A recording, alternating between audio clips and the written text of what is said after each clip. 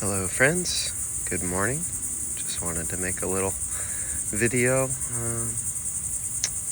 We'll find out why. Lately I've been getting the impulse to share and to speak and to open my heart, and I have this desire to type out what I'm going to say first so that it's clear and concise, and I keep getting the message to not do that and to just be here in the present. So I'm beginning my morning with one little prayerful puff of cannabis through my vaporizer. I'll do that now.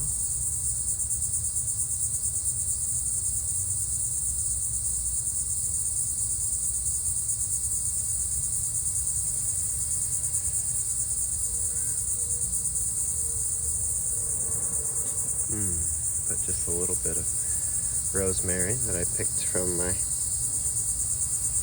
bush here. It can be a little harsh if you put too much rosemary, but just a little bit. It's supposed to be good for the memory, which arguably cannabis itself is maybe not so good for the memory in high doses, in excess. And yet, I don't know. Perhaps it just helps us to zero in on the things that are really worth remembering and not spend so much time frantically trying to capture every moment so that we're not missing something. I know I spend a lot of my time doing that. Yeah, this painting is really special to me. It's been sitting outside behind my little altar here. And the mirror itself is really significant. And as I began my video with taking a little inhalation of ganja, it's this is really a part of me releasing my own shame that I still carry, that from years and years and years of programming, that this plant isn't a sacred medicine. It's a way to tune out and to abandon ourselves, to numb when we're not feeling good. I have so much of that programming despite going through this training and being so excited to share with others. I notice that what's creeping in for me is self-doubt and, oh, you're just a stoner, you're just, blah, blah, blah, all these sort of mean, I'll call it capitalist, because I feel like it's like, well, what do you have to show for yourself, young man, kind of energy that's still in my system. And this painting has been a huge part of that, so I guess I'll share more about that. Maybe I can edit on or I can share a post of what this painting first looked like. I got to do a gallery in a building right on 3rd Street. It was noisy. It's noisy now. I don't know if you can tell how much noise is going on around me. This is just my backyard. This is what it sounds like a lot of the day, most of the day. It's a noisy world out there. I highly, highly recommend not consuming cannabis, or I don't like communing with cannabis. Let's use that word. Where it's noisy, but I've had to develop a lot of practices to keep myself sane. Unless you're just a city slicker and you're used to all this noise. I don't know. Anyway, this painting originally was more colorful. I was trying to work with spray paints. I was feeling very angsty, and I spray painted on it, "Why are you so angry?" And I had it hanging by a gong in my gallery so that I could bang on the gong and just try to figure out why I'm so angry all the time.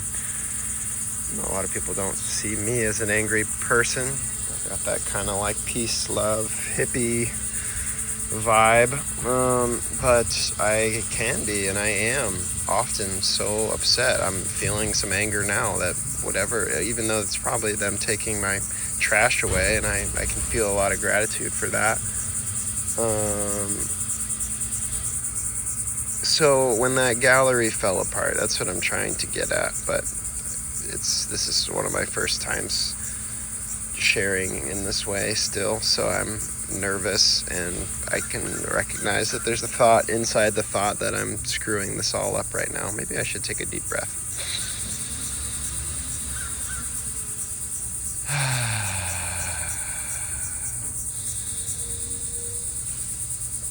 How about 2 more?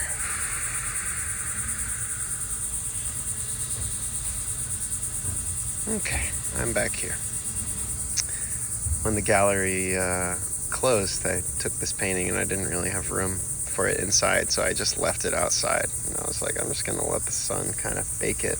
And then at some point, I took some dead plants and spray painted again over, and that's where these textures, like I can't paint like that. That's real leaves. And it's been sitting as then there's this crazy crystal up here which grew a plant out of it, which is now dead, which is very cool. And this coconut I found on the beach and a nice piece of quartz. And he's kind of holding his little Rafiki stick. I like making sticks, natural things. But it's a self-portrait, And the evolution of this self-portrait over the last 2 years has been that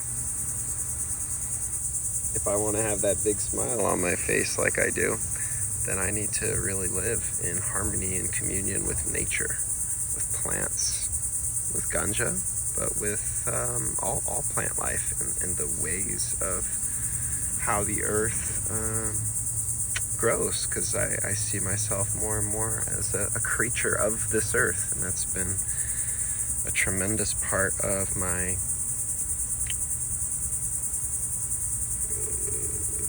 leaving my position as a pastor within a Christian context, which was beautiful and awesome, and I'm still very into Jesus. There he is. Hello, Jesus. Nice of you to pop by right when I was talking about you. Oh, there you are. Majestic. No, it's not. I mean, it might be. I don't know. He comes in mysterious forms.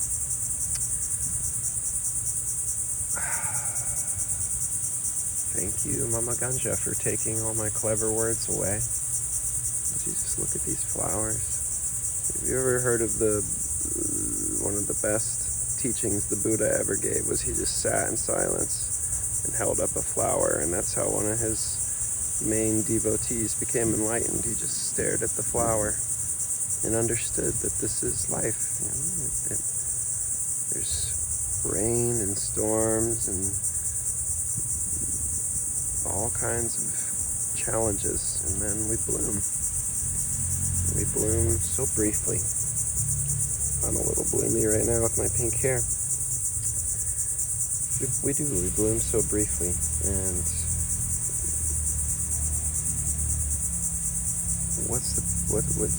so what I've been wrestling with is, why am I so angry? And I think that any animal experiences grief and anger and heartbreak as its habitat is destroyed. Think about when we clear cut a forest, the feelings that those animals have, and then you start to wake up and go, oh, I'm having those feelings. I'm an animal whose habitat has been destroyed, industrialized, capitalized, and what really angers me is the way that this earth religion, that Yeshua, who was a wilderness maniac who came into the temple and flipped the tables because of the way they were treating animals, that it's one of the driving forces of this earth is not our home. And it's one of the main moral, metaphysical, spiritual philosophies that is used to justify not being a true companion to this planet and to these creatures and to the world around us.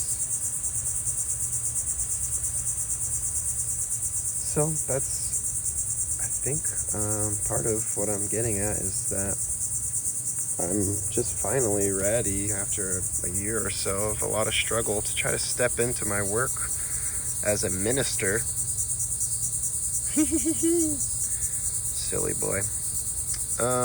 And what I feel like what I know I'm a minister of is restoring our spirituality to be in relationship with the wild and the plants and nature.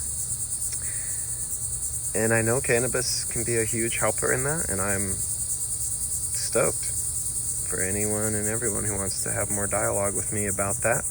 But I'm also excited to share that a lot of these ideas, I'm not inventing the wheel here. I'm a student. I'm going to seminary.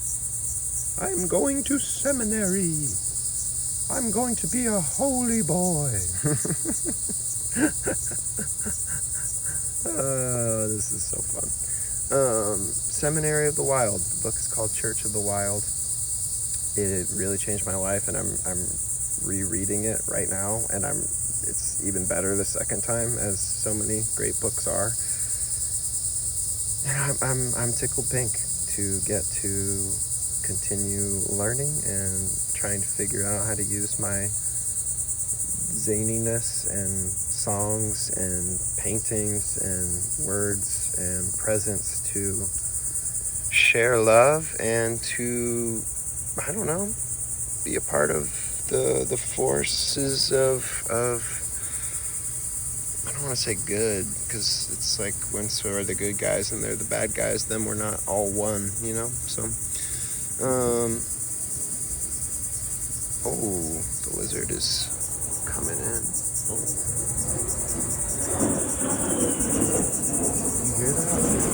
Oh boy. Is that a fighter jet?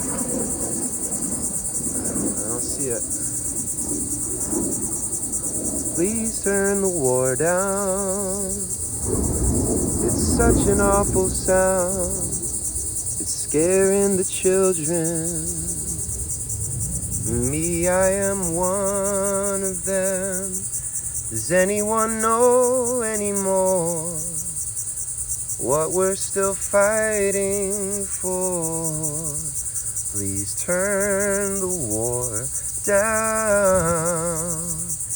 It's such an awful sound.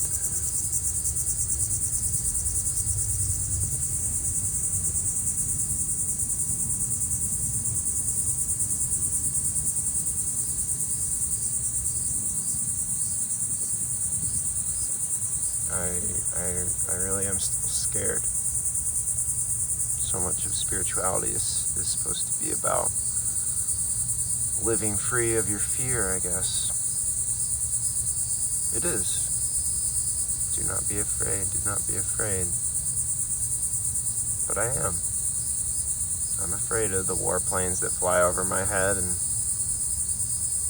I can't help but wonder if and when the very planes that are supposed to be about protecting us become the ones that are destroying us. There's the Albert Einstein quote: you cannot simultaneously prevent and prepare for war. So forgive me, but I'm not very patriotic, and I'm not very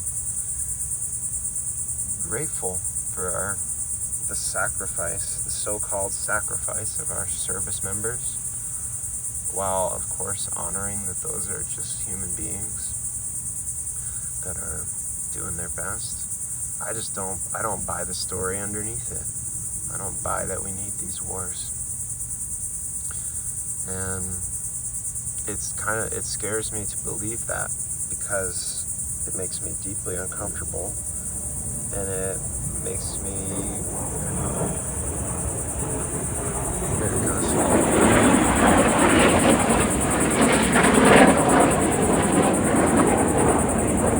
Please turn the war down. It's such an awful sound, scaring the children. Me, I am one of them. Does anyone know anymore what we're still fighting for? Please turn the war down. It's such an awful sound. I wrote that song in the hallway before I went in for my first singing bowl training. I got there a little early, and the conflict had just broken out in Ukraine.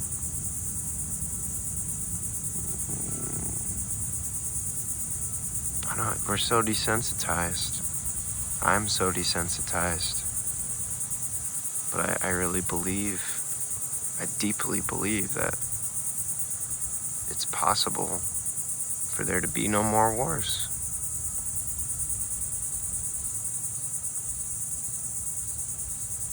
But I still have wars in myself. That's why I keep painting. Painting is my main form of prayer. The day I got ordained, so there was a Q&A, and one of the people at our church said, "What does prayer mean to you now?" And I was like, "Ooh, next question, please." Because it's a tricky one, and I love the Lord's Prayer, especially if you read it in Aramaic. Oh my gosh, Abun is the first word of Yeshua's Aramaic Lord's Prayer, which is like a combination of father and mother. So this whole father God business, while it's been a good business for many, many people, it's not what he said. He didn't say that. Anyway, I guess for me, prayer is just what actually calms me down and gives me hope, and serenity. And sometimes that looks like a lot of different ways, but it's less and less formal, and it's more and more, painting. It's like the main, I don't know, I feel like myself when I'm doing it, and I also feel like there's this presence, probably won't say person. I feel like I'm being watched when I do it, and with this feeling of great pride, this feeling of like there's a guiding, benevolent force in the universe that just wants to watch me crawl around and figure life out. And I think it's the coolest thing to make contact with that presence every day and try to... Oh, where'd you go? There you are, you sneaky. Where'd you go? Where'd you go? Oh, I hear the woodpecker.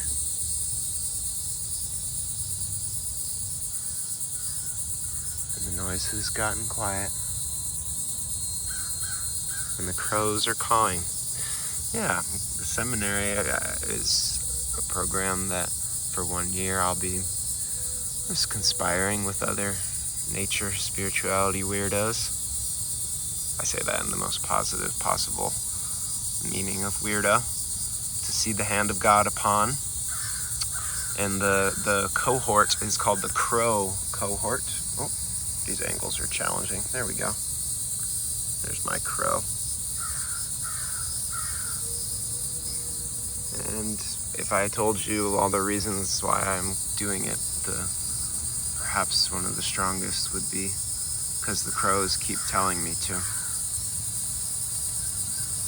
And if you think that's stupid, I totally understand. But I've spent the last couple of years, ever since I went into the wilderness to fast for a few days during my ordination process, and was awakened to nature really speaking to us at all moments, in all ways. Even the rocks cry out.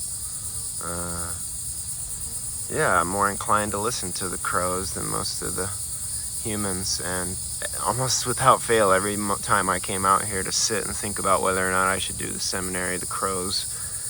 At one point on Ella and I's trip, we were out in the desert, and I went and sat under this tree and I'm in the middle of nowhere, and I hadn't been seeing any birds, and I was praying about, or just thinking about, should I do the seminary? And I swear a crow came out of nowhere and buzzed over my head and cawed like right as it went over me. So unless that was like some kind of warning, but I usually take the presence of animals to be a sign of benevolent well-wishing and confirmation. I saw some foxes on the beach the other day, and that was a reminder to be a little clever and a little tricky. And I'm having fun with that because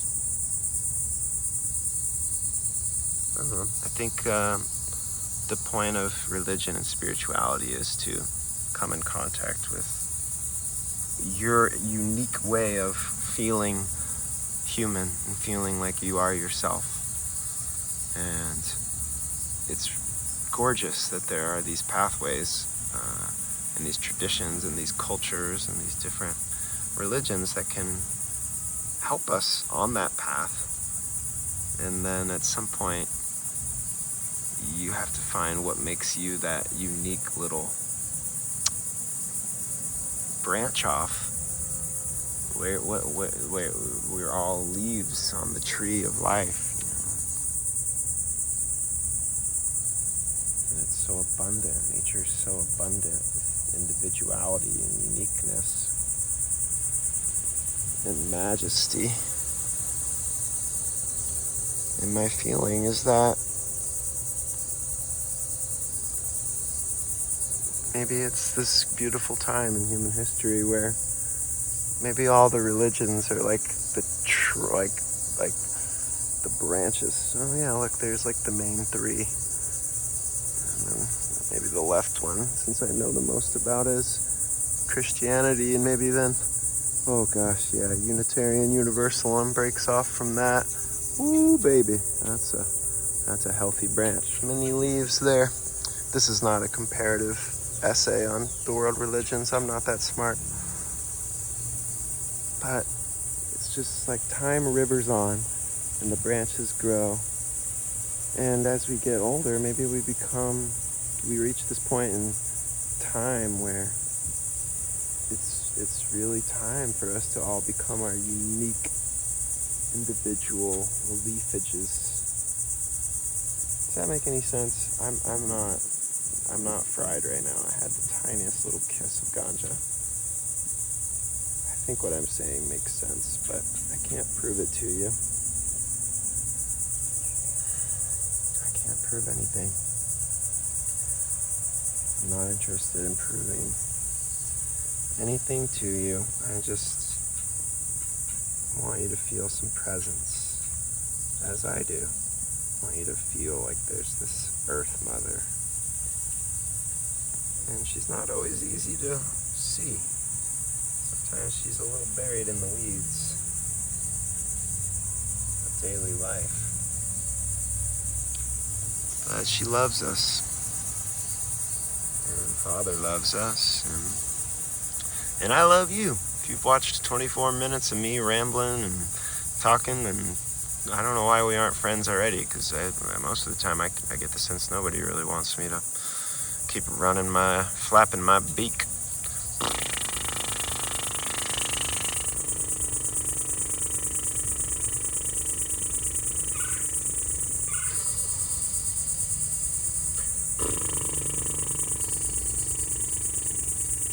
That's really nice. Anyway, much love. 24 is a special number to me, so I'm going to end this video here. I hope this has been useful, and I'd love to hear about what's going on in your walk with God.